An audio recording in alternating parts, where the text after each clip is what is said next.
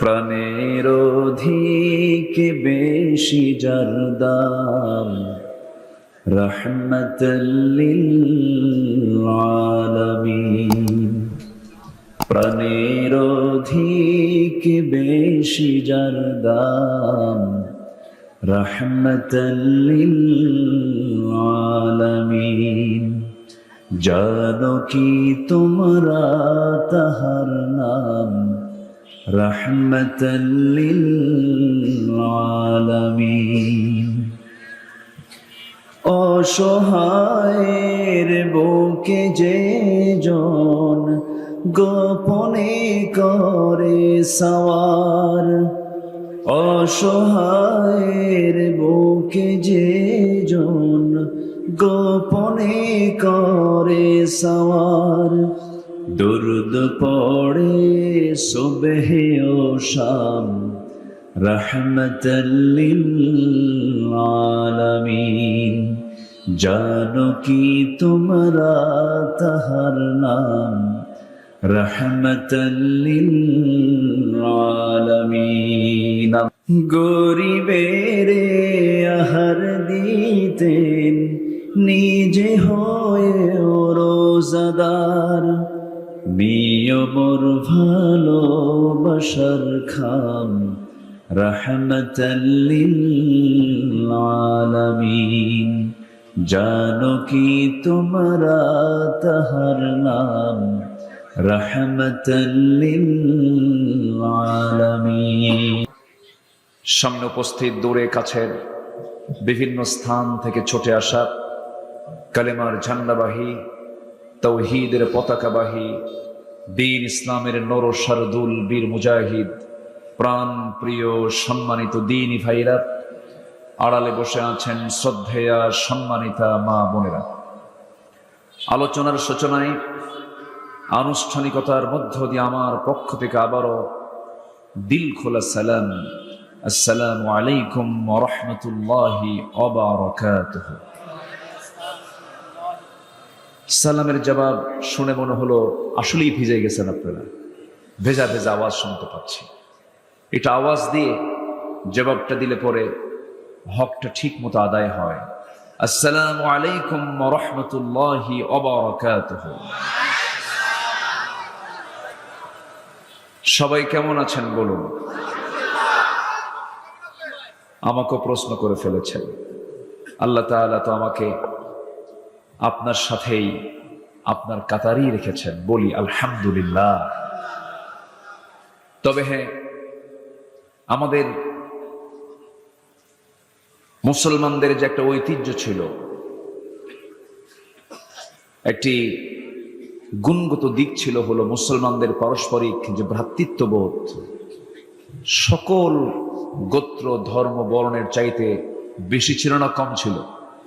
বেশি ছিল।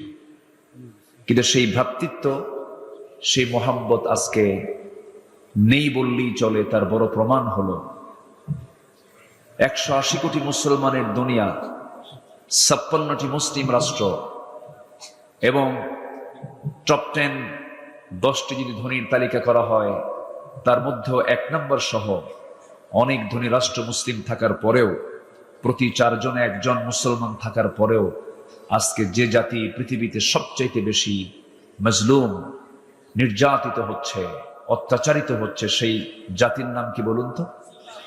মুসলমান। এর মূল কারণ হচ্ছে আমাদের ইউনিটি নেই, আমাদের একতা নেই, আমাদের ভ্রাতৃত্ব, আমাদের যে সম্প্রীতি, আমাদের যে পারস্পরিক যে রহম দিল, এমন লালন থেকে, এমন চিন্তা থেকে আমরা কাছে না দূরে চলে যাওয়ার কারণে আজকে মুসলমানরা, আজকে আমার আপনার চোখের সামনে মার খেলেও আমার আপনার কিছুই মনে হচ্ছে না।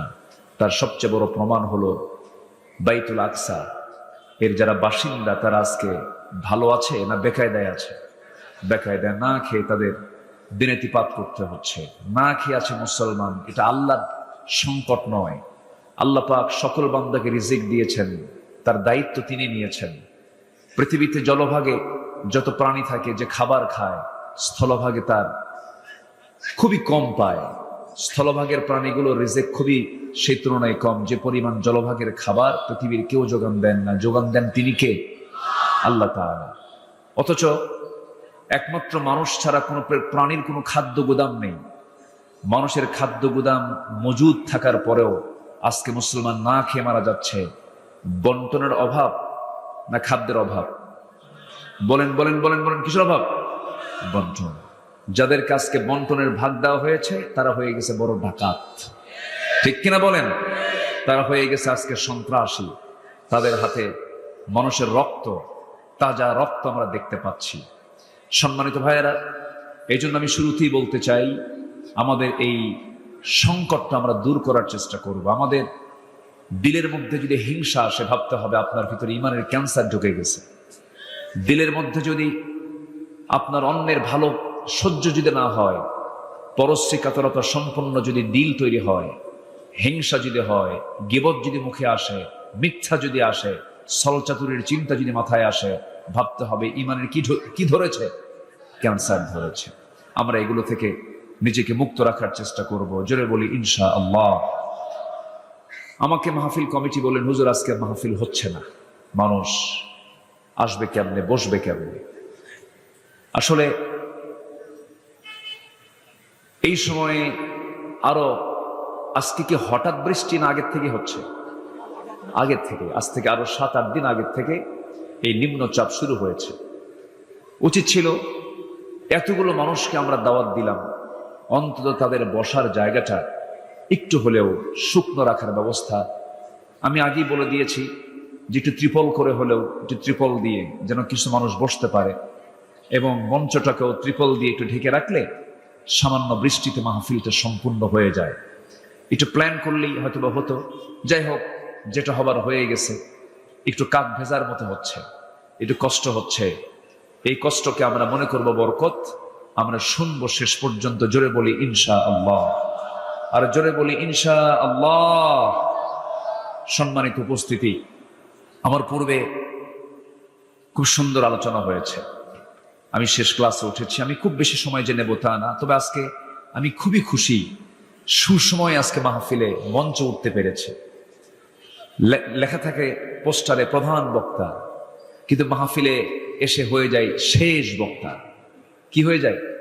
শেষ বক্তা। মানে এমন সময় উঠায় যে সময় মানুষের যাওয়ার সময় হয়, ঘুম চলে আসে, প্রকৃতির চাপ চলে আসে, অনেক টেনশন থাকে। কিন্তু আজকে আমরা মোটামুটি টেনশন মুক্ত হয়ে আজকে আমরা আলোচনা করব এবং শুনবো। এত আস্তে ইনশাআল্লাহ বললেন? জোরে বলি ভাই ইনশাআল্লাহ। সম্মানিত ভাইয়েরা, আমি আলোচনার সূচনায় আমার অভ্যাস অনুযায়ী কোরআনে কারীমের গুরুত্বপূর্ণ একটি সূরা, সূরাতুল আহজাবের শেষ দিকের কয়েকটা আয়াত আমি তেলাওয়াত করেছি। এই আয়াতগুলোকে সামনে রেখে কিছু কথা বলতে চাচ্ছি। আমাকে সময় দেওয়া যাবে তো? জোরে বলি ইনশাআল্লাহ। আমরা এখানে বসেছি, এখানে বসলে আমাদের লস আছে না লাভ আছে? লাভ হলো, এটা মাথায় রাখবেন। যতক্ষণ বসবেন আপনি, ততক্ষণ আপনার আমল থেকে গুনাহগুলো ঝরতে থাকবে। যতক্ষণ বসবেন আপনি, কোরআনের বরকতে আল্লাহ পাক আপনার আমল নামায় সবগুলো প্লাস করতে থাকবেন। তাহলে বলুন তো, এই মুহূর্তে এই এলাকায় এর চাইতে বরকতময়, এর চাইতে রহমতে ভরা, রহমতে ঘেরা কোন জায়গা কি দ্বিতীয়টা আছে? বলেন কোথাও? অতএব এখান থেকে আমরা বিনা ওজরে উঠে যাওয়া মানে রহমত থেকে বঞ্চিত হয়ে যাওয়া। আমরা কোরআনের বরকতে ধন্য হতে চাই। জোরে বলি ইনশাআল্লাহ। আমি আর ওইদিকে বেশি যাচ্ছি না, বলে ফেললাম। আমরা শেষ তক, শেষ অবধি আমরা থাকবো। আল্লাহ কবুল করুন। সম্মানিত ভাইয়েরা, আমি যেখান থেকে তেলাওয়াত করেছি, আল্লাহ পাক ইমানদার দিকে ডাক দিচ্ছেন। ডাক দিয়ে কিছু ওয়াজ করছেন। ওয়াজ কি বান্দার না আল্লাহ? আপনার কার ওয়াজ শুনতে আসছেন? আব্দুল্লাহ আল আমিনের? হ্যাঁ, ভালো করে কর। আব্দুল্লাহ আল আমিনের না আল্লাহর ওয়াজ? ওয়াজ কিন্তু আল্লাহ, আমার মুখ দিয়ে ডেলিভারি হচ্ছে। ওয়াজ কিন্তু কোনো ব্যক্তির না, ওয়াজ হচ্ছে মূলত কার? আল্লাহ। আল্লাহ রাব্বুল আলামিন বলেন, ইন্নাল্লাহা ইয়া'মুরু বিল আদলি ওয়াল ইহসানি ওয়া ইতা'i যিল কুরবা ওয়া ইয়ানহা 'আনিল ফাহশাই ওয়াল মুনকারি ওয়াল বাগি ইয়া'ইযুকুম লা'আল্লাকুম তাযাক্কারুন। জোরে বলুন আল্লাহু আকবার। আল্লাহ তোমাদের ওয়াজ করছেন যেন তোমরা স্মরণ করতে পারো। আশা করা যায় তোমরা এগুলো খেয়াল করবে, লক্ষ্য করবে। তাহলে ওয়াজ কোনো ব্যক্তির নয়, ওয়াজ আল্লামা সাইদির নয়, ওয়াজ আব্দুল্লাহ আল আমিনের নয়, ওয়াজ তারেক মুনোয়ারের নয়, ওয়াজ মিজান আজহারির নয়, ওয়াজ কোনো ব্যক্তির হতে পারে না, ওয়াজ হাফিজুর রহমান সিদ্দিকীর নয়, ওয়াজ কোনো ব্যক্তির নয়। ওয়াজ মূলত একমাত্র কার কার কার? এই আল্লাহর ওয়াজ 16 বছর আরামে আমাদেরকে করতে দেয়নি। এখন কোনো থানাও লাগে না, কোনো জঙ্গিবাদের তোকমাও লাগে না, উস্কানি, নাশকতা, এই সমস্ত কথা আমাদের কানে আসে না। এই 1 বছর পার হলো, কোথাও কি জঙ্গির অভিযান হয়েছে? তাহলে বলেন তো, যদি জঙ্গি থাকতোই এর মধ্যে 2-1টা ঘটনা তো ঘটার কথা। কিন্তু এই নাটকগুলো 16 বছরে দেখেছি, এখন আর সেই নাটকগুলো নাই। কেন জানেন? নাটকের যিনি নাট্যকার তিনি এখন দিল্লি গিয়ে বসে আছেন। আসতে কম কেন? জোরে বলুন ঠিক কিনা? টুপি দাড়ি, কোরআন, ইসলাম, দিন, এগুলো নিয়ে যারাই ষড়যন্ত্র করবে, ইতিহাসের তার আস্থা করে নিক্ষিপ্ত হবে। তার প্র্যাকটিক্যাল ইতিহাস আমরা বইয়ে পড়লাম না, চোখে দেখলাম। বইয়ে পড়লাম না, চোখে দেখলাম। চোখে দেখলাম। এই জন্য ইসলাম, কোরআন, দিন, শরিয়া, এগুলো নিয়ে কোনো ষড়যন্ত্র যেই করবে সেই গর্তে পড়ে যাবে, শেষ হয়ে যাবে। কত রাজা মহারাজা, ফেরাউন, নমরুদ, হামান কত কি করেছে বলেন তো, কেউ কি টিকতে পেরেছে? ইসলামকে কেউ দাবিয়ে রাখতে পারবে না। আমি থাকবো না, আপনিও থাকবেন না, আমিও চলে যাব, আপনিও চলে যাবেন, কিন্তু ইসলাম বিজয়ী হবেই। ঠিক কিনা বলেন? ইসলাম কারো বাবার না, ইসলামটা কার? ইসলাম কার? এর বিরুদ্ধচারণ করে কোনো লাভ নেই। যাই হোক, আসুন আমরা মূল আলোচনার দিকে যাচ্ছি। আমরা হিংসা মুক্ত হব তো নাকি? আজ থেকে হিংসা মুক্ত হব। আপনার গ্রামে কেউ জমি কিনলো, আপনার কি হিংসা হবে? হিংসা হয় না? হয় কি না? জমি কিনে একজন, ঘুম হয় না আরেকজনের। এর কাম হলো, কাম হয়েছে, ও জমি কিনে ফেললো, আমার পাশের জমি, হাই রে হাই, করলো কি? গ্রামের একটা ছেলে ভালো চাকরি পেয়ে গেছে, বড় কর্মকর্তা হয়ে গেছে, আরেকজনের ঘুম হয় না। আছে কিনা বলে? এটাই ভালো না এরকম বলা ভালো? আল্লাহ তার ছেলেকে বড় করেছে, আমার ছেলেকেও বড় করো। সে জমি কিনেছে, আমাকেও সম্পদ হালাল পথে অর্জন করার তৌফিক দিয়ে দাও। দেখেন তো কত সুন্দর হয়ে গেল। আর আপনি হিংসা করবেন, আপনি সুস্থ থাকতে পারবেন না। হিংসা করলে কিন্তু শরীর খুব খারাপ হয়ে যায়, বুঝলেন? হিংসা করলে কি শরীর ভালো থাকে? মনে মনে জ্বলে, অস্থিরতা বাড়ে, ঘুম হয় না, টেনশন হয়, কত কি। নিজের মনকে আমরা অভাব মুক্ত রাখবো, দেখবেন মন অনেক ভালো থাকবে। নিজেকে অভাব মুক্ত রাখলে সেই লোকটার চেয়ে সুখী মানুষ পৃথিবী তার দ্বিতীয়টা খুঁজে পাওয়া যাবে না। বলি আলহামদুলিল্লাহ। সম্মানিত ভাইয়েরা, আসুন আমরা সুন্দর করে আল্লাহর কিছু কথাগুলো শুনি। আমার আল্লাহ ইমানদার যারা বান্দা হবে তাদের কিছু চারিত্রিক গুণ কোরআনের বিভিন্ন জায়গায় খুঁটে খুঁটে আমরা বের করে আনবো। বিভিন্ন জায়গায় তিনি চারিত্রিক কিছু গুণ তিনি তুলে ধরেছেন। আমি এখান থেকে 15টা চরিত্র, ইমানদারের চরিত্র কয়টা বলবো? 15টা চরিত্র আজকে আমি একটা একটা করে একটু বলতে চাচ্ছি। ওমা তাওফীকি ইল্লা বিল্লাহ। আসুন আমরা মূল আলোচনার দিকে চলে যাই। মাহফিলে উঠেই একটা মহল আছে, একটা আলোচক গোষ্ঠী আছে, উঠেই শুধু গালাগাল শুরু করে। আছে না? এরকম আছে না? উঠেই মনে করেন শুরু হয়ে গেল শব্দ বোমা। কি বোমা? শব্দ বোমা। এমন জোরে চিৎকার, হুঙ্কার, মানে তাবু টাবু ফেটে শেষ হয়ে যায় না। আমরা মাহফিলের জায়গায় রাখবো, জনসভাকে জনসভার জায়গায় রাখবো। কি আসতে কোন কেন? জনসভা, সেখানে একরকম মেজাজ কাজ করে, আর তাফসীর মাহফিলে আরেক রকম মেজাজ সৃষ্টি করা দরকার। জাতিকে কোরআনের মূল তথ্য, মূল মেসেজ দেওয়া দরকার। মূল মেসেজ দেওয়ার জন্য চিৎকার করা লাগে না। মাহফিলে একটা ভাব গম্ভীর পরিবেশ সৃষ্টি দরকার।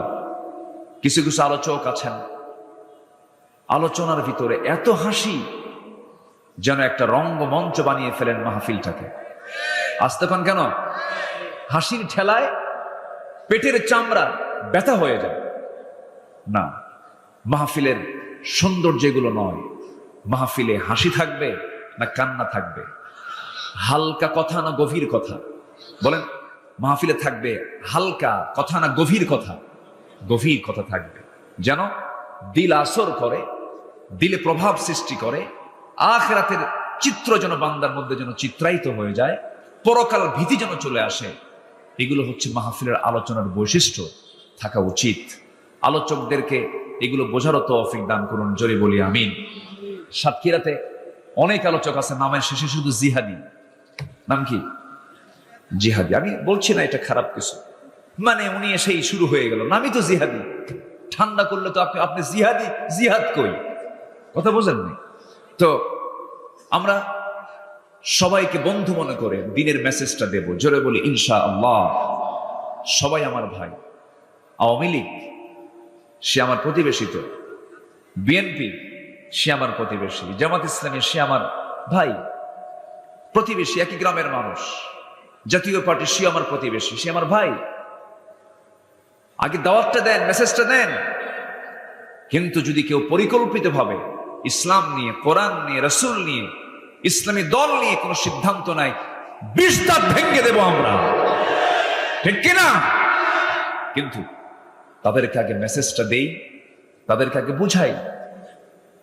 আমার নবীজি ইহুদি কন্যাকে বিয়ে করেছেন, চিন্তা করবেন। মারিয়া কিপ্তি ইহুদি কন্যাকে বিয়ে করে তার স্ত্রীত্বে রেখেছেন, এটা কম সম কথা নয়। আমার নবীজির মেসেজ চলে গেছে সবার কাছে। আমার নবীজি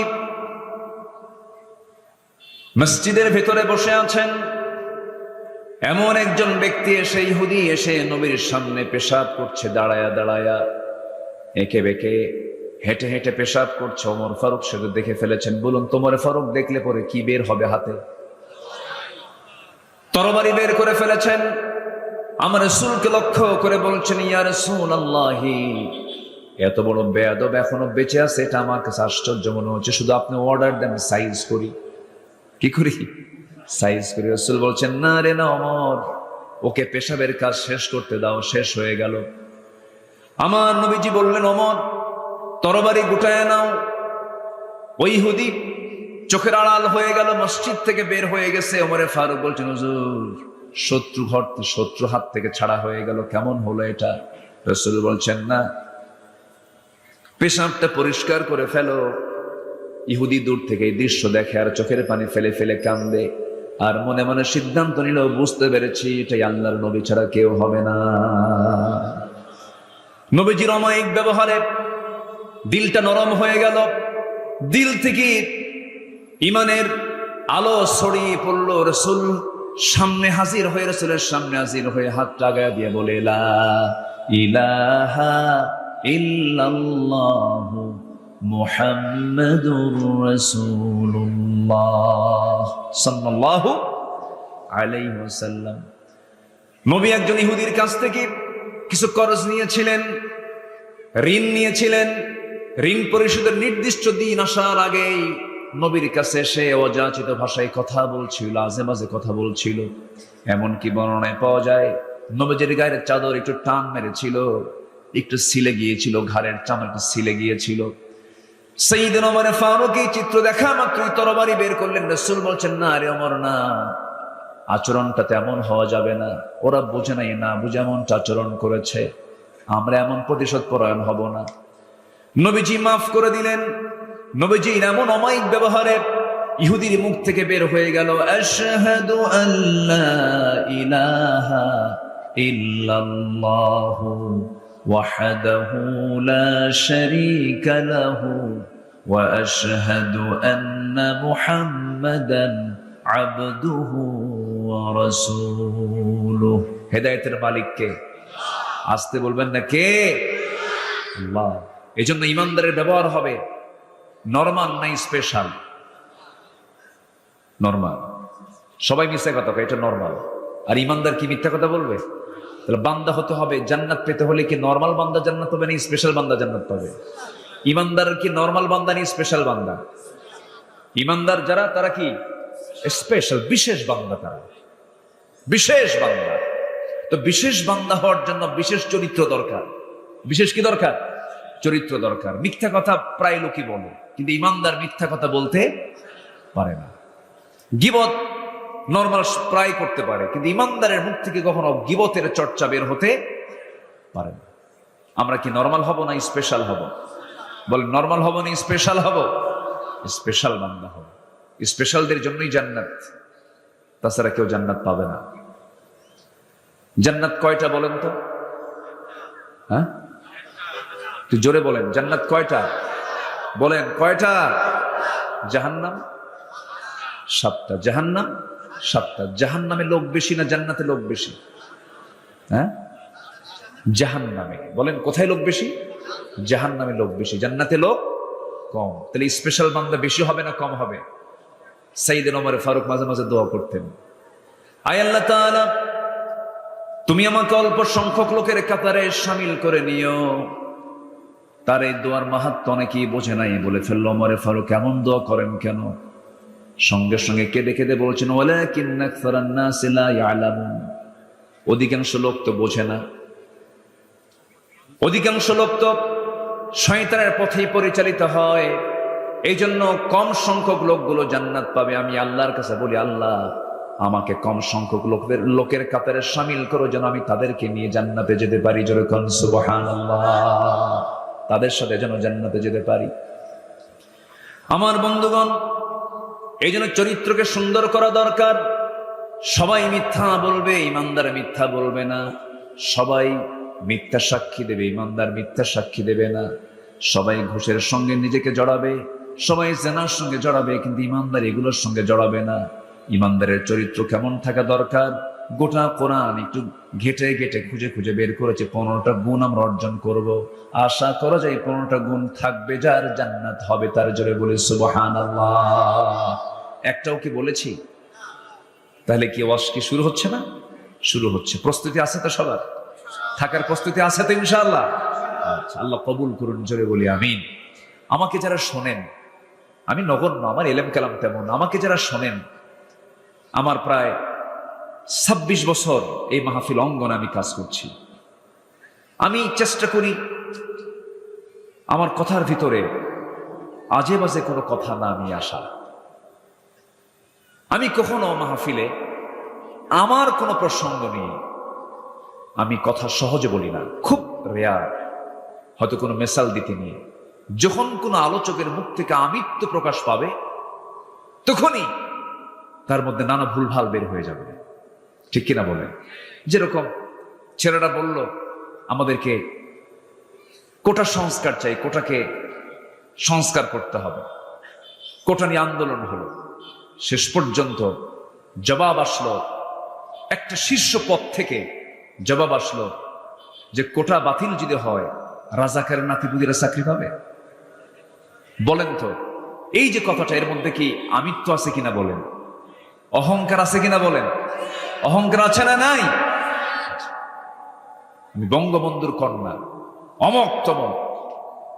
মনে হয় দেশটা তারা ভেবেছিলেন তাদের পৈতৃক সম্পত্তি। আসতে কোন কেন? যা মনে করেছেন তাই করতে চাইছেন, কিন্তু না। আমিত্ব, অহংকার যখন কারো ভিতরে ঢুকে পড়বে, ভাববেন যে তার পতন খুব নিকটবর্তী। এই জন্য অহংকার নিয়ে আসা যাবে না। আমরা উদার হব। জোরে বলি ইনশাআল্লাহ। রাস্তার ফকির ও কার বান্দা? আসতে বলবেন না, কার বান্দা? ফকিরকে ফকির ভেবে আন্ডার এস্টিমেট করবেন না, আপনি ইমানদার হতে পারবেন না। আল্লাহ তাআলা কাকে কেমন করে কবুল করবেন বলা বড় মুশকিল। ওয়ালা তুসাইর খাদ্দাকা লিন-নাসি ওয়ালা তামশি ফিল আরদি মারহা। মানুষকে এড়িয়ে যেও না, মানুষকে আন্ডার এস্টিমেট করো না। সম্পদের আধিক্য দেখে একজনকে দাম দিবা, সম্পদ কম, গরিব মানুষ রিক্সা চালায়, ভ্যান চালায়, তুমি তাকে কম গুরুত্ব দিবা না। না, ইমানদারের চোখে সেই লোকটা ওই ধনী লোকটার মধ্যে তফাৎ নাই, বরঞ্চ ইমানদার ব্যক্তিকে প্রাধান্য দেবে। জোরে বলি সুবহানাল্লাহ। আমার নবীজি একদিন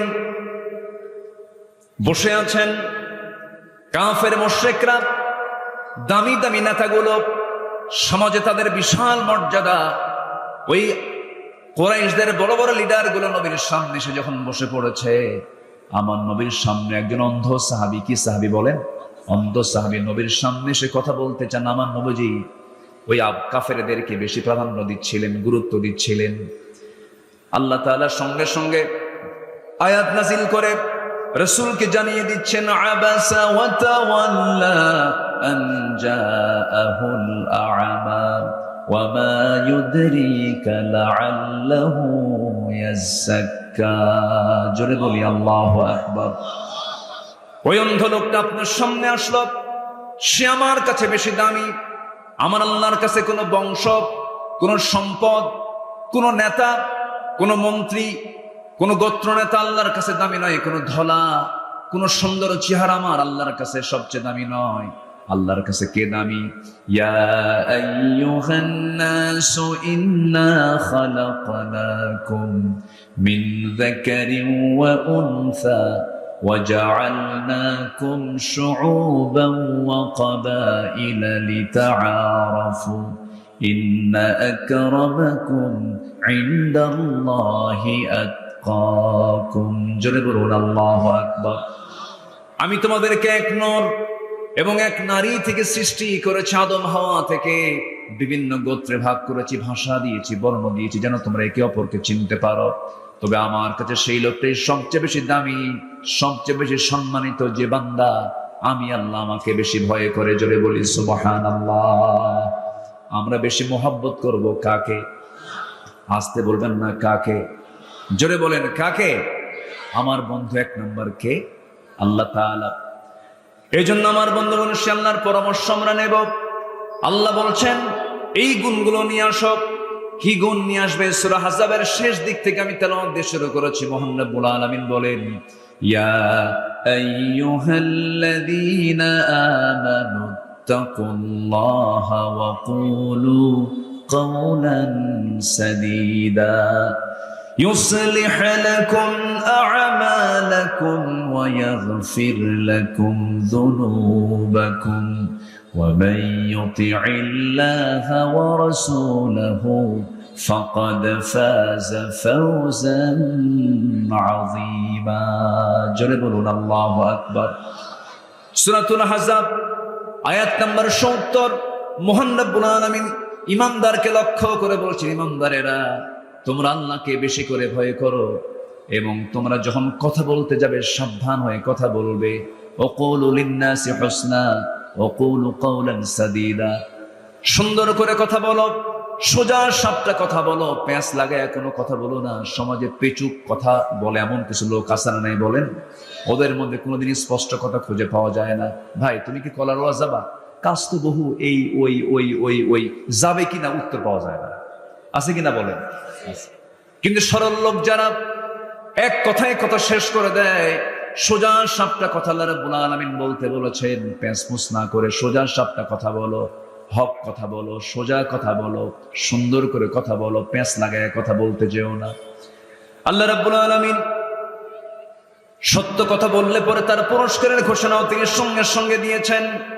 আল্লাহ বলছেন সত্য কথা যদি বলতে পারো, ইউসলিহ লাকুম আ'মালাকুম ওয়া ইয়াগফির লাকুম যুনুবাকুম ওয়া মান ইউতি'ইল্লাহা ওয়া রাসূলাহু ফাকাদ ফাযা ফাওজান আযীমা। সত্য কথা যদি তোমার জিহ্বা থেকে বের হয়, তোমার জীবনে অর্জিত যত আমল তুমি করেছো, আমলগুলো যদি কোনো বেঠিক হয়ে থাকে, যদি কোনো সমস্যা হয়ে থাকে, আমি আল্লাহ রাব্বুল আলামিন নিজ গুণে তোমার ভুল আমলগুলো আমি আল্লাহ ঠিকঠাক করে তোমার আমলগুলো আমি জান্নাতের উপযোগী করবো। যেরকম সুবহানাল্লাহ, জান্নাতের কারণ বানায় দেব এবং তোমার জীবনে যত তুমি গুনাহ করেছো সমস্ত গুনাহগুলো মাফ করে দেব। আল্লাহ পাক বলছেন, বান্দারে এই জন্য তোমার দায়িত্ব হলো জিহ্বাটা সুন্দর করে তুমি রাখবা, হারাম কিছু খাবা না, হারাম কিছু বলবা না, হারাম কিছু খাবা না, মিথ্যা কোনো কথা বলবা না, হারাম কাজে নিজেকে জড়াবে না, হারামকে বর্জন করে চলবে। আল্লাহ রাব্বুল আলামিন তোমার জিহ্বা যদি হারাম মুক্ত হয়ে থাকে, ওই জিহ্বা দিয়ে যে দোয়াটাই করবে সেই দোয়া আল্লাহর দরবারের সঙ্গে সঙ্গে মঞ্জুর হয়ে যাবে। জোরে বলে সুবহানাল্লাহ। কিন্তু আজকের সমাজে সত্য কথা বেশি না মিথ্যা কথা বেশি? যদি বলি মিথ্যার দিক থেকে সবচেয়ে বেশি মিথ্যা কথা বলে এদেশের কোন শ্রেণীর মানুষ বলেন? কারা বেশি মিথ্যা কথা বলে একটু বলেন না? শিক্ষকরা নাকি? কারা কারা বেশি মিথ্যা কথা বলে? আমি কিন্তু বলি না। এমন নাম, এমন লোকের নাম নিলেন, এ তো বেকায় না। শুনছেন শুনছেন কি আপনারা?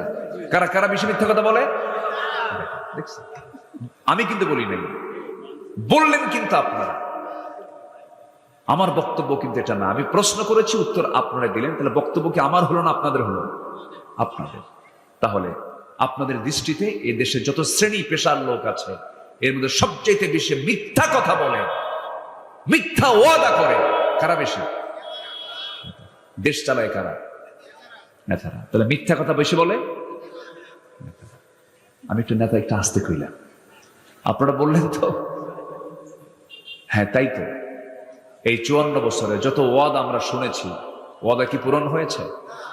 আগামী সরকার ক্ষমতায় আসলে পরে মদিনার সনদে দেশ চালাবে। মদিনার সনদে দেশ চালায় নাই, দেশ চালিয়েছিল। দুঃখ, শুধু ওয়াদাই করে, কত অভিনয়। আমাদেরকে আবার বলে আমরা নাকি ধর্ম ব্যবসা করি। অভিনয়টা কি? নির্বাচন যখন আসে নতুন নতুন টুপি মাথায় ওঠে। আমি কি ভুল বলছি? হাতে তসবি আসে, মাথায় পট্টি আসে, হজ করতে যায়, মাথা থেকে পা পর্যন্ত শুধু সাদা কাপড়, জায়নামাজ নিয়ে আসরের এক ওয়াক্ত নামাজ 4 বার পড়ে। কয়বার পড়ে? 4 বার পড়ে। তাহলে ধর্মের ব্যবসা তো তারাই করে। নির্বাচন আসলে টুপি পড়ে, আর নির্বাচন চলে গেলেই গাজার আসরে বসে থাকে, নাইট ক্লাবে নারী নিয়ে বসে থাকে। এই বিকৃত আওয়াজ আবার কে করল? কেটা? আচ্ছা আচ্ছা, না বাবা, আওয়াজ যদি একটু মিল না হয়, একটু পরিবেশটা একটু নষ্ট হয়ে যায়, একটু চুপ থাকলে ভালো মনে হয়, তাই না? জি ঠিক আছে। তারও তো শখ হয় যে আমি একটু আওয়াজ দিই, তার শখ হয় না? শখ হয়। ওটা আবার একটা হাসির জায়গা হয়ে যায়। মানুষ তো একটা বিকৃত কিছু দেখলেই তো সেখানে তাদের একটা আলাদা চিন্তা, ব্রেনটা ওইদিকে চলে যায়, ডাইভার্ট হয়ে যায়। সম্মানিত ভাইয়েরা, আপনারা কি আমার কথাকে রাগ করতেছেন? রাগ হচ্ছে না তো আপনাদের? রাগ হলে তো কিছু করার নাই। সব তো দেখলাম। আইয়ুবের শাসন, বুড়া চাচারা দেখেন নাই? আইয়ুব করেছে শাসন, মুজিব দিয়েছেন ভাষণ, জিয়া কেটেছেন খাল, আর আমাদের চাচা এরশাদের তাল বেতাল। সব তো দেখলাম, সব দেখা শেষ। আগামীর দেশ আমরা দেখতে চাই আল কোরআনের বাংলাদেশ। রাজি আছেন কারা কারা? হাত উঁচু করে দেখান মুসলমান।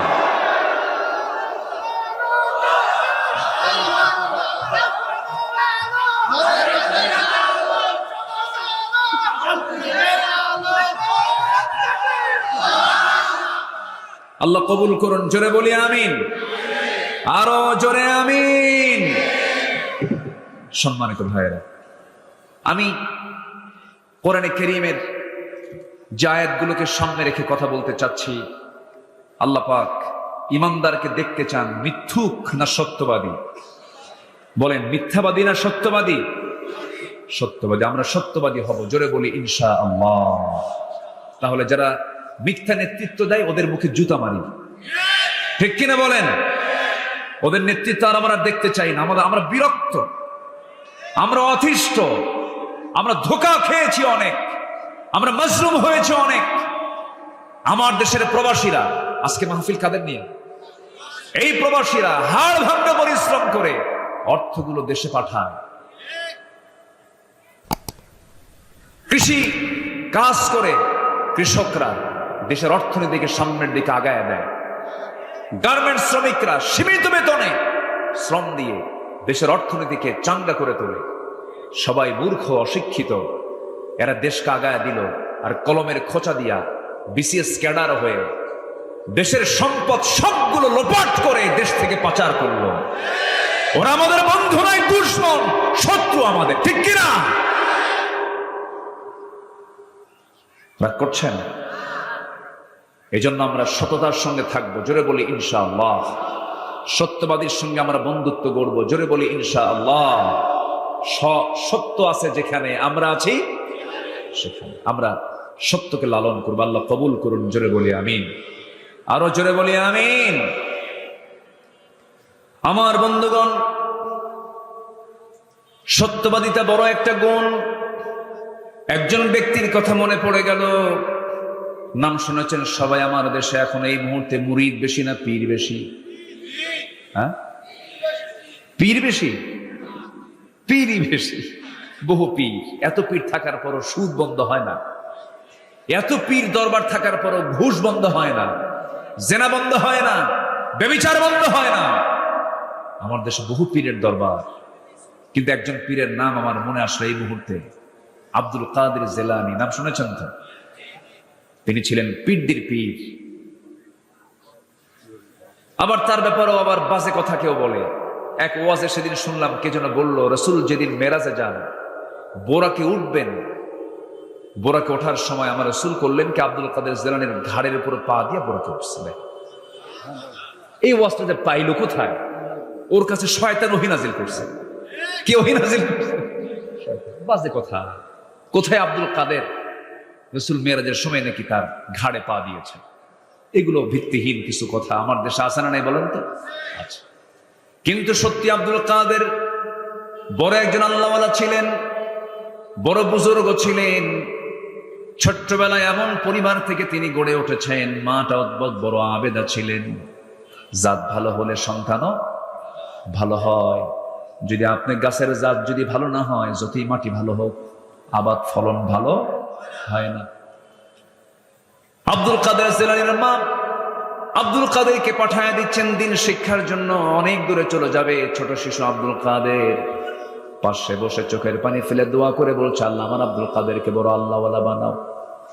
সন্তানকে ডাক দিয়ে বলে, বাজান রে, আমার পারিবারিক জীবন থেকে আমি তোমাকে একটা নাসিহা করব আমি আজকে। সেটা হলো, জীবনের যে প্রান্তেই থাকো না কেন, জিহবা থেকে কখনো এক চুল পরিমাণ মিথ্যা কথা তুমি বের করবা না, কখনো মিথ্যা কথা বলবা না।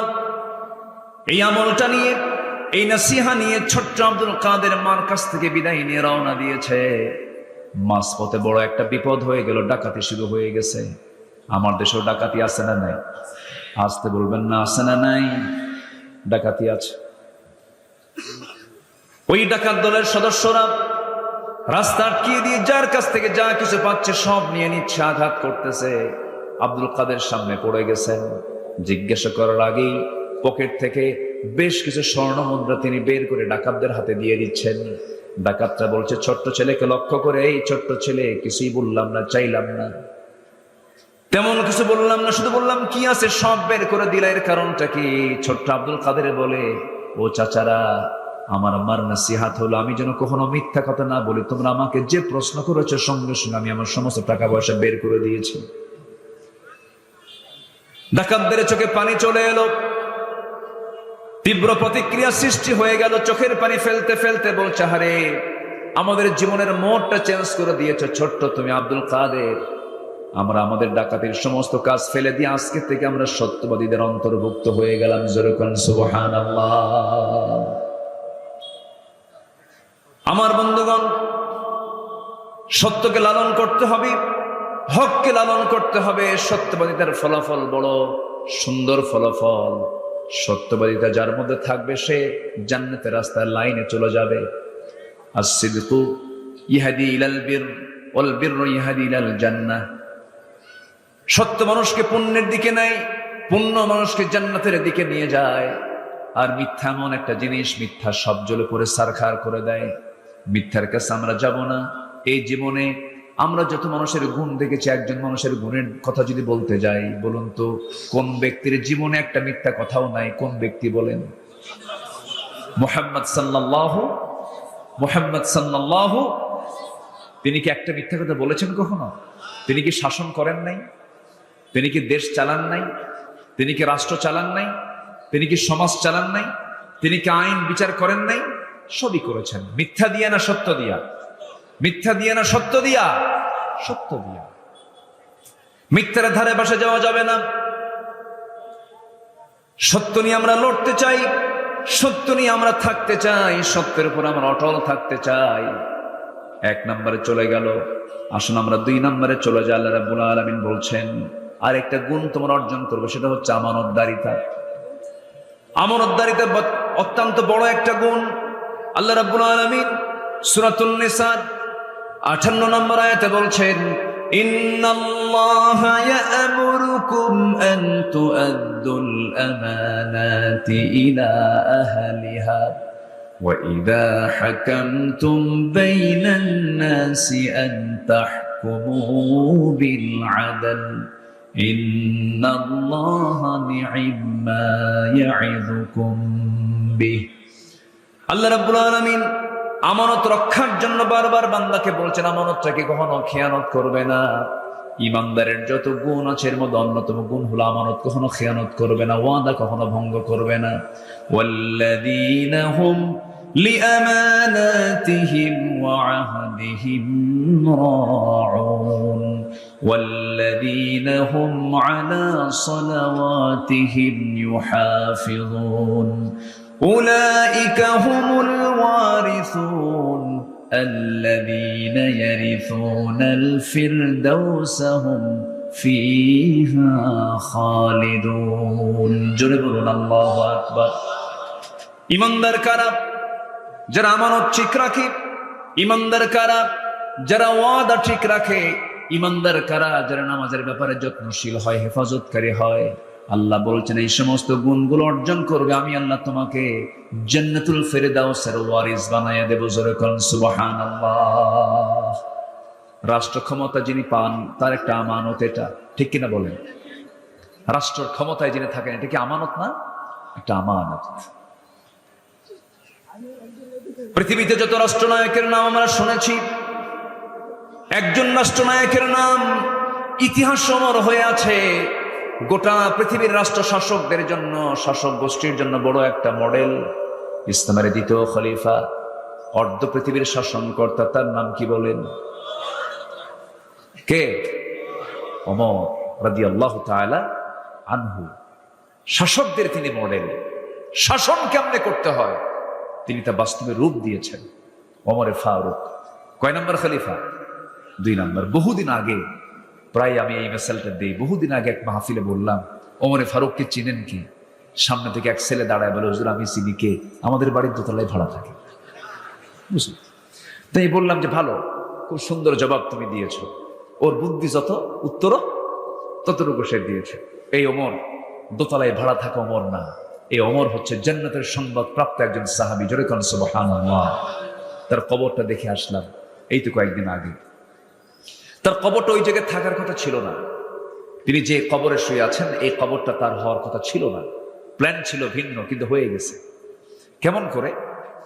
আমার নবীজির ইন্তেকাল হয়েছে মক্কায় না মদিনায়? বলেন তো। মদিনায়। বলেন কোথায়? বলেন বলেন। মদিনায়। জন্ম নিয়েছেন কোথায়? মক্কায়। মৃত্যুবরণ করেছেন মদিনায়। নবীর শহরটা হয়ে গেছে পরে কোনটা? মদিনা। কিন্তু আসল শহর, জন্মস্থান ছিল কোথায়? মক্কা। গোটা পৃথিবীর সবচেয়ে দামি এরিয়াতে আমার নবীর জন্ম। মানে পৃথিবীর প্রথম ঘর হলো আল্লাহর ঘর। সেই ঘরের সামনের দিকের বাসিন্দা হচ্ছেন মুহাম্মদ সাল্লাল্লাহু আলাইহি ওয়াসাল্লাম, এবং তার জন্ম হলো দোতলায়। কোন তলায়? দোতলায় জন্ম। এবং নেতৃস্থানীয় পরিবারের তিনি সন্তান ছিলেন। কাবা ঘরের রক্ষণাবেক্ষণ সহ চতুর্দিকের গোত্রীয় নেতৃত্বের দিক থেকে তার দাদা ছিলেন অন্যতম আব্দুল মুত্তালিব। ধনী পরিবারের শাসক গোষ্ঠীর নেতৃস্থানীয় একটা গোষ্ঠীতে তার জন্ম হয়েছিল, বিখ্যাত কোরাইশ বংশে তার জন্ম ছিল। এবং পৃথিবীর সবচেয়ে দামি একটা প্লেসে তার জন্ম। মক্কা গেলে টের পাবেন, যারা মক্কা গিয়েছেন তারা বোঝেন যে হ্যাঁ, এই জায়গায় আমার নবীজির জন্মস্থান। নবী রসুল কিন্তু গ্রামীণ জনপদের লোক ছিলেন না, রসুল ছিলেন টাউন, একদম মেইন একটা জনপদের তিনি মানুষ ছিলেন, যেরকম আল্লাহু আকবার। মক্কা মুকাররমা একদম হারাম, আল কাবাতুল মুশাররাফা, এই কাবার ঠিক দরজার ঠিক বরাবর পূর্ব দিকের বাসিন্দা তিনি। আমার নবীজি জন্ম নেন যে সময়, সে সময় ওই কাবা ঘরের ভিতরে ফাঁকা ছিল না মূর্তি ছিল? বলেন বলেন, ফাঁকা ছিল না মূর্তি ছিল? মূর্তি দিয়ে ভরা। পৌত্তলিকতার প্রীতি ছিল তাদের মধ্যে প্রবল ভাবে। আমার নবীজির জন্ম হলো, জন্মের একটা ব্যাখ্যা আমার নবীর আপন চাচা আবু তালেব একদিন বলছে, মুহাম্মদ ভাতিজা, আমি তোমার জন্মের পর পর কিছু জিনিস দেখেছি, কিছু বিষয় লক্ষ্য করেছি, এটা সত্য না মিথ্যা আমি কি বলবো? মুহাম্মদ তুমি কি বলতে পারবে? চাচা বলেন তো। নবুয়তের পর